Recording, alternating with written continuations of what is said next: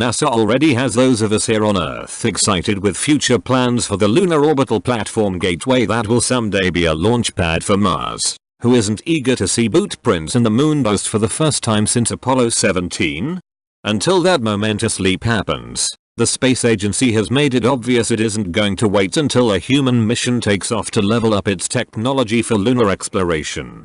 As part of its exploration campaign aligned with Space Policy Directive 1, NASA is reaching out to the U.S. commercial space industry for commercial lunar payload services, CLPS, in the form of new tech to fly payloads to the moon. These services will kickstart robotic moon missions that may touch down a few years ahead of schedule, while the agency continues to develop moon landers and research the lunar surface in more depth before astronauts return to explore those craters.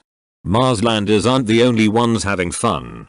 NASA is challenging space companies to show off their coolest lunar lander concepts for a chance at creating, among other technologies, the next robot to crawl across the moon, which will be a plus both ways by giving these commercial entities an incentive boost while furthering the agency's plans for science and exploration with new innovations. What NASA is looking for are robot prospectors that will return samples, search the moon for resources, show they are able to use those resources in space.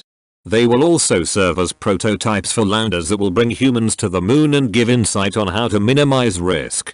We'll draw on the interests and capabilities of U.S. industry and international partners as American innovation leads astronauts back to the moon and to destinations farther into the solar system, including Mars. NASA Administrator Jim Bridenstine said, "Our successful investments with a strong and continually growing U.S. space industry in low Earth orbit allows us to focus on lunar activities." NASA already has a whole universe of lunar exploration, tech and science objectives in its sights, and some of these instruments and experiments for lunar exploration will be expansions of concepts from the Resource Prospector mission, which was supposed to be a one-shot that would explore zero in on a particular area on the moon. Resource Prospector is now being evolved to fit a broader strategy that includes locating, extracting and processing elements on the lunar surface, and will be a part of the CLPS missions that bring new robotics to the moon. It is critical that America leads this sustained presence with commercial and international partners on and around the moon, said Bridenstine.